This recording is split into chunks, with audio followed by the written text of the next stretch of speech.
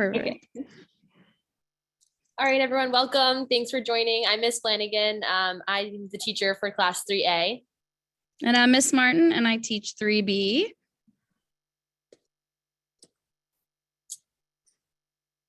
All right, so we're going to start off by talking about what makes third grade special compared to the other grades.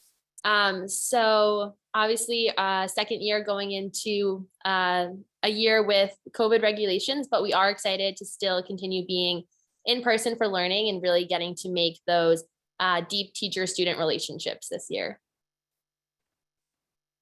So, do you want me to go through these, Miss Flanagan? Sure. Sure. Okay. So, obviously we're in person, which is great. I think we're all pretty glad to not be on Zoom every day. We're seeing old friends, making new friends. We have some virtual field trips, hopefully this year.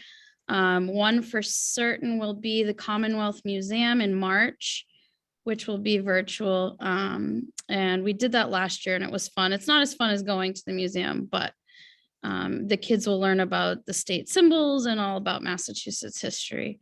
And then hopefully we'll get to go to Plymouth Plantation, I'm hoping in the springtime. And possibly the Museum of Fine Arts. We used to go to that. I don't know if they'll let us go, but I would love that.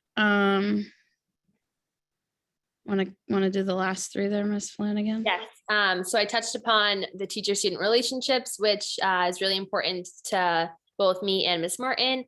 And then we are in the transition from learning to read to reading to learn, which is a really big step. And it's really exciting getting to see the students really understanding text across subjects. And we did develop, or we did take on the new CKLA curriculum this year, which Miss Rumley talked about in the whole Zoom, but we're really excited about that curriculum and we're really seeing the students engage well with it so far. And then lastly, seeing the students become more role models. We're the oldest grade on the floor. So we have the first grade down this hallway and the second grade down this hallway. So seeing our students take on a little bit of that leadership role is always exciting. All right, so now we're going to jump into what we're going to learn this year in third grade. Okay, so in math, we are continuing with the everyday math curriculum. For those who have been in the school, we've been using this curriculum for quite some time now. We discuss topics such as operations and algebraic thinking, number and operations in base 10 and fractions, measurement and data, geometry, mathematical reasoning, and problem solving. And we work in groups, in small groups, in whole class. And we're always looking and monitoring the children's what they're doing in the classroom to make sure that we reach all the students that we can, that, you know, if they're struggling, we want to help them. And if they need a challenge, we try and challenge them. So everyday math, it is what we use. Yeah, and then jumping into ELA, I'm not going to go too in depth on the CKLA curriculum, but it's a comprehensive approach, which we've really enjoyed so far because previously we had different curriculums for the different pieces of ELA. So we had Lucy Calkins for writing, and we used a different program for grammar and spelling, etc. So we are excited because CKLA is all it has all of the pieces together. So seeing how the students form those skills in writing and then also apply them to their reading is really a powerful approach. So we're excited to see the progress through that. And then it's also multidisciplinary. So the students are reading texts that have to do with history and science, and they're really learning a lot while building and developing those ELA skills. In religion, we use the Sadly or We Believe program, and we do use the book. We currently are talking about Jesus's life. We will dig into the sacraments even deeper than they have been discussed before. And we pull from other places as well, not just from the book. We have an intern from BC, lucky enough to help us this year in the school, and she's going to get us some great resources and more materials to help with the religion course as well. And then for social studies, we use TCI, which is Teachers Curriculum Institute. In third grade, we focus on our community and beyond. So right now we're starting off the year with geography and talking about kind of the geography of our school and then our school community where we live. And then it builds up to the United States and then more geography on a global scale. We also talk about New England and Massachusetts history and government and civic responsibility throughout the year. Anything else for curriculum, Ms. Martin? Well, I think you got it. I think we got it good. So for homework, every night there's we give a math worksheet that reviews the topics that we discussed during class in the day. We ask students to read at least 20 minutes a night. And there's usually an ELA worksheet or an assignment as we are rolling out this new CKLA curriculum. Some nights there might be something from that program, and some nights there might not be, or we might give them a different assignment. Spelling hasn't started. It won't start until the second unit, but we are doing some word study activities in the classroom as far like a phonics kind of approach to word study.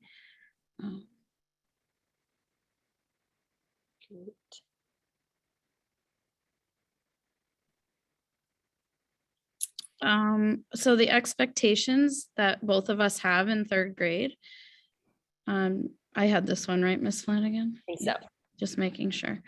We ask that, the students are respectful of one another. They listen when other people are speaking so that they can learn from each other, but also when it's their turn to speak, they are able to share their thoughts in the classroom in a safe and welcoming environment. Even if they disagree with someone, we really strive to teach them and model to them how to positively disagree with someone. We ask, that they're responsible, that they come to school prepared and take care of their belongings, and that they're honest. We want always that our students are kind and they think before they speak or they do something. And we all are always trying with our best effort. It's always valued over the answer. We always look for whether the students are putting in their strongest effort or not. And this picture is an example of the class expectations 3A did, but 3B also did a similar one. And we approached it in a way that the students came up with and developed their expectations of each other and how our classroom would run and expectations of the teacher, which I think is really important because the student's voice in the classroom is a really important voice to be heard. And then it's great because we both have them posted. Actually, yeah, it's right there. So we'll refer back to it. Over there. Yeah. So we'll refer back to it throughout the year as reminders of the expectations if we seem to forget. And then talking about behavior and logical consequences. We approach this in a way that following expectations is just the norm.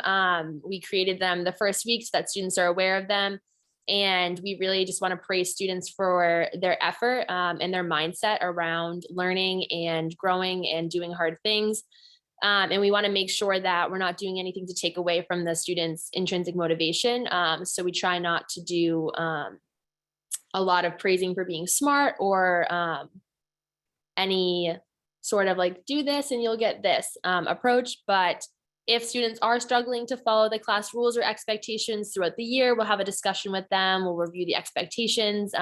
We'll reach out to the families to think of strategies and approaches that we can better support the students so that they're able to continue meeting the expectations.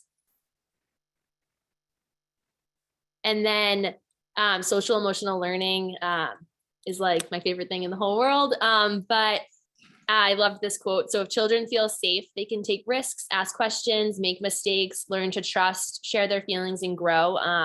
And so I think that before we can even really focus on all the academics, it's essential that we build these relationships with students. Both Ms. Martin and I just hope that the students know that they're loved and the classroom is a safe space for them to make mistakes and grow together. So building that classroom community is essential. And these are just some examples of ways that we help students express their emotions and their needs and help them to have a successful year. And then these are just some pictures of our classrooms. We did start the year out trying out groups. The 3A has an example. This was taken the first week of school, this picture. But we did move back to rows just to be safer during lunch times. So Ms. Martin's 3B shows the row style. And then this is communication. So our emails are here. You can best reach us by email. And then we also have information on our teacher pages through the STCPS website that's updated frequently. And then we will be in email communication for important events or information. We will connect with you all again, hopefully before, but definitely at parent-teacher conferences. And then today, a newsletter went home, which we are going to be sending home a weekly newsletter that students will get in their mailbox, and it will also be posted on the website. And that's everything. We have plenty of time for questions if anyone has questions.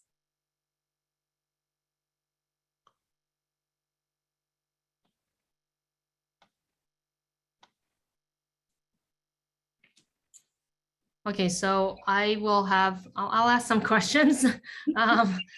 So I guess first question is in terms of you start out saying that the students will be grouped together, as part of the I guess activities and ways of presenting some of the lessons. Can you comment on how the students are grouped? Are they grouped based upon common capabilities and skill set levels? Whether it's in math, reading, however they're grouped, or is it, but then you start with that and then you end with sort of like this parallel row seating. So just if you can clarify, what is meant by grouping versus the end where the classroom organization is set by rows. They just happen to be sitting individually in rows. We do a lot of group work in the classroom. If there's an assignment, I might pair them up with another person of it. I usually just partner them with someone that I think they'll work well with together. I'm still learning about who they are, so sometimes it doesn't always work out that way, but they seem to be getting along quite well. For math, for example, if there's a topic that a small group of students is really struggling with, we may have a teacher and a teacher-led group with them at a table and go over how to solve those kinds of problems that they might be struggling with.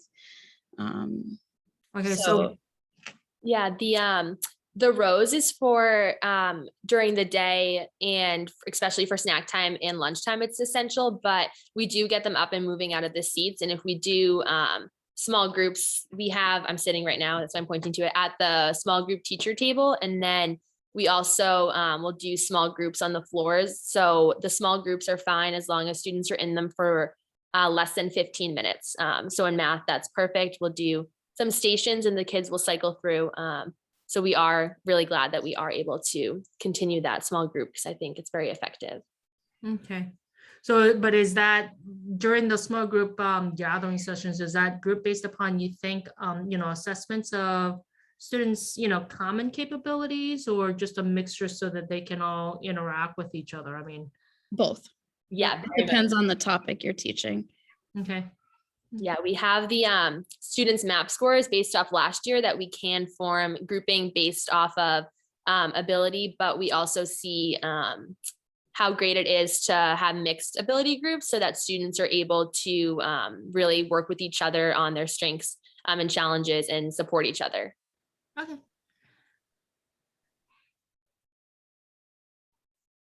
I have lots of other questions if so I could, but I don't want to, I definitely, want to provide opportunities for other parents. I had one quick question, and then Katie, you should ask you the rest of your questions as well. But you mentioned they're sort of the oldest on the floor now, and it allows them to be leaders. Can you talk a little bit more about the specifics that you're going to have the kids do? Are they going to be interacting with some of the younger students, or How does that show up versus they just happen to be the tallest and oldest as they walk the halls? Yeah, it's more just when we're talking about how students should be acting outside of the classroom, in the hallways, walking in lines, anytime we're leaving the classroom. We can refer back to it as we are modeling for our younger friends in the school. And then we do see those interactions really carry over.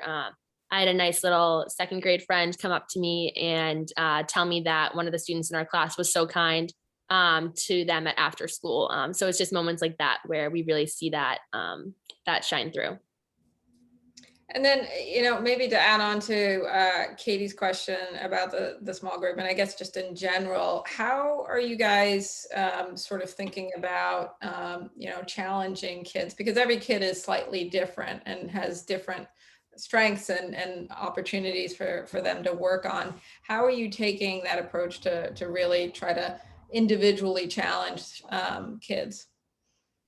Well, we use our MAP scores a lot of the time to help us, because we have in that for math, I'm thinking, and for reading both, but I use it a lot for math because we have a continuum in there, which shows us what kids are ready to jump ahead to, what they're ready to tackle in their ability level.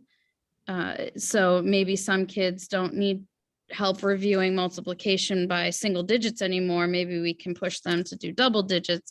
So we would maybe group them, anybody who is ready for that together and teach that to them. And as for like language, we monitor their MAP scores, we listen to them read. And if kids really are having a hard time with reading, we would meet with them in a small group and we'd do a guided reading group with them. Or if maybe they're ready for more of a challenge, we might have a book group with them depending on the time during the day. But having like a small little, maybe a club to discuss a more challenging piece of reading.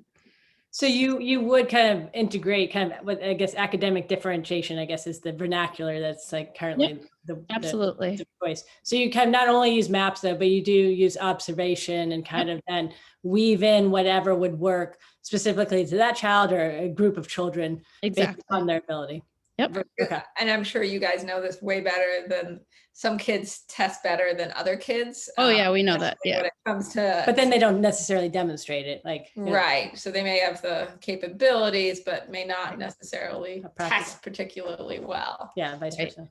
And so we do monitor during the classroom what they're doing, in small group work, what they're doing on assignments that, are given individually in the classroom. We monitor through that.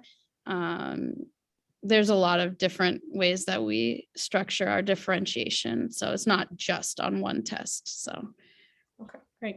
Thank you. Thank you. you're welcome.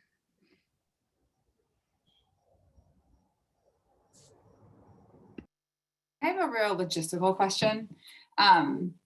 Fiona's bringing home a lot of paperwork these couple days, which is awesome. And she feels she comes across as very sure of what needs to go back to school and what needs to stay. And I wanted to check in with you about if I should trust her, or like you'll let me know if she's not turning in things she needs to turn in, because she loves to show me, but I'm like, that's a lot of work. Should it be here or should it be at school? Yes, I was going to potentially send home an email about this because I was having a conversation with another parent this morning and they asked me about this too, but I'm sure that Fiona, what she's telling you needs to be done is what needs to be done, because I clearly state this goes in the work section, friends, this goes in the home section. But a lot of the paperwork's coming from, I love math stations. And so that differentiation we were just talking about, I'll have different worksheets at different stations. So when I'm at my teacher station, my friends are busy working on something that's also about what we're learning. So those worksheets, I would never add on homework at all. So those just stay in our work section. So when we finish something early, later in the week, we can come back to it and always have something to work on. But yeah, the home folder kind of works as home on this side, work on this side, which processing is probably confusing, but yes, anything on the home side can stay at home. Parents can see it and get rid of it, or it's homework that should come back. Thank you. Yes.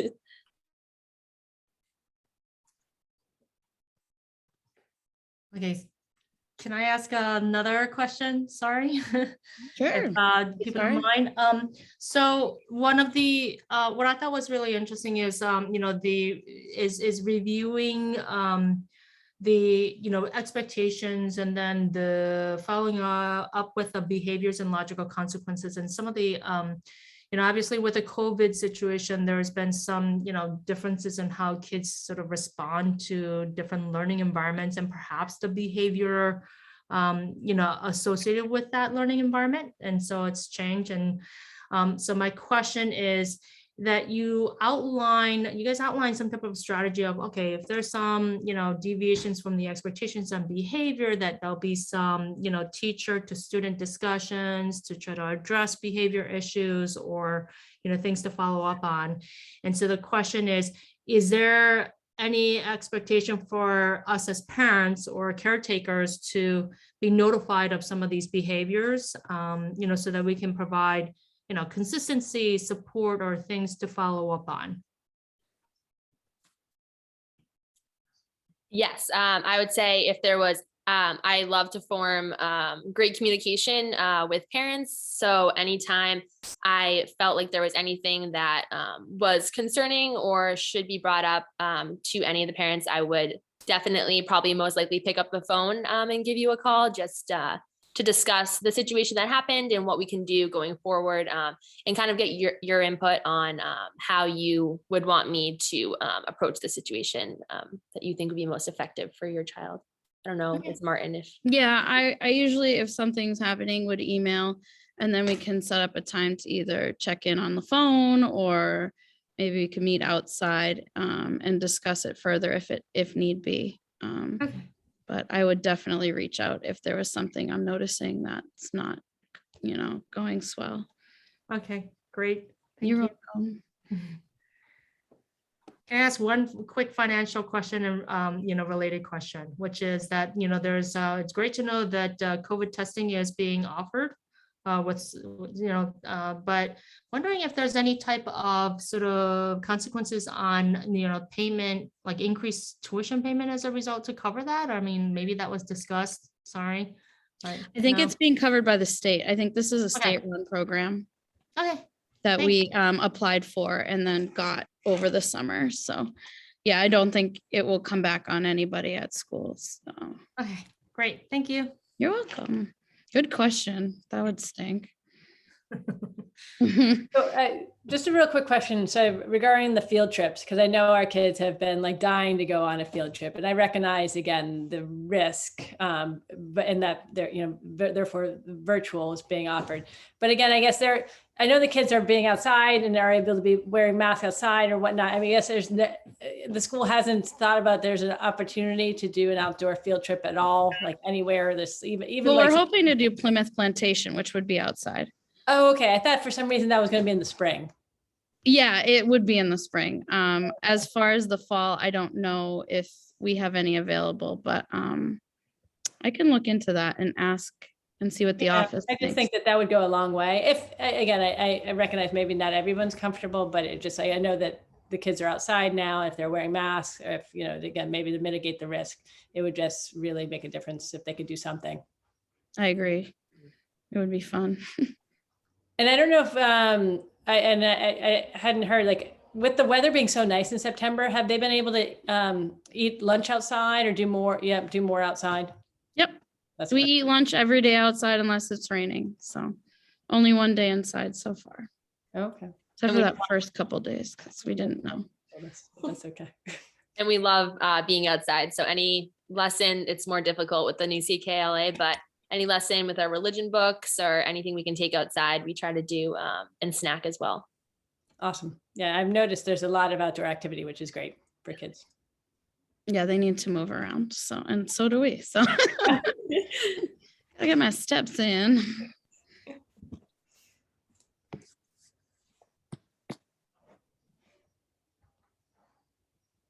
Can I ask one last question? No, sorry. Becoming Katie.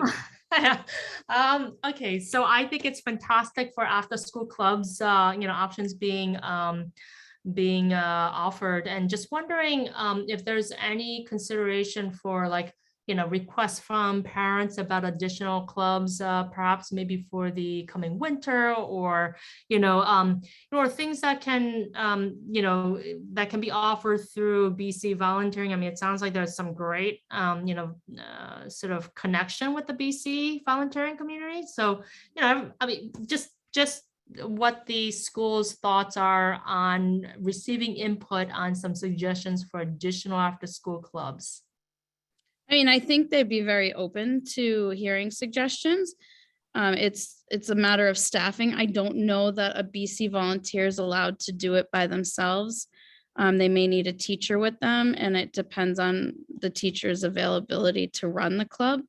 But I'm sure if you had one that you really were interested in voicing, I'm sure if you emailed like Miss Rumley or Miss Kowiski, that they would definitely take it under, advisement. Okay, I'll stop asking. Thanks. That's okay. That's what we're here for. Well, I just wanted to say that we had noticed the new ELA curriculum, and B is super excited about these stories and that the stories have connected. Mhm. So, it's a change in enthusiasm from where she was last year about reading these new, stories and answering questions. So, Oh, so good. far, very good in our house. Yeah, we like it too. It Yeah. seems like a lot and we're still getting it under our belts. So bear with us too. But Yeah. it is right now we're doing the classic tale, The Wind in the Willows, and they're really learning about perspective from different characters and how that works in a story. And just yesterday they worked with a partner to write from a different person's perspective from the story. And it's just really cool to see their deeper understanding of the literature that they're reading too. So Yeah, I think it's asking a little more from her in Mhm. terms of engagement, which is really helping her Yeah. motivation for it. yeah, I'm excited about it. And then like the next unit is animal classification, and they'll learn about science about animals. And then another unit's about the human body. And then we have one about exploration and settling in the United States. So it does cover a lot of different topics. So it'll be fun, I think. Yeah. Yeah. Great. We picked it. Writing is like the way writing's incorporated. I love, because last year I noticed that writing is hard. And I think that CKLA does a really great job making it engaging, and connecting to the stories is so powerful. So today we did the perspective, and then we did alternate endings. So the students worked in groups to like create based on their creativity, an alternate ending to the story we read. And I was like, wow, like that was so fun. And they had such a great time. So yeah. They came up with so many great things. I was like, I didn't even think of that. That's amazing. So it's really fun to watch them, get excited too. So. Yeah. Does anyone have any last minute questions? Maybe just say thank you to both of you. Since we've got a kid in each class, I would say thank you to both of you anyway, but thank you to both of you. The kids seem to be actually adjusting this year much better than they did last year. And so I think a lot of that has to do with both of you. So thank you for everything that you guys are doing. Well, I know we love your kids, so, and we will take care of them, we promise. Thank you so much. You're welcome. Thank you. Feel free to email if you have any further questions or you think of anything. Sounds good. All right. Have a good night, everyone. Bye, everyone. Bye. Thank you so much. Thank you.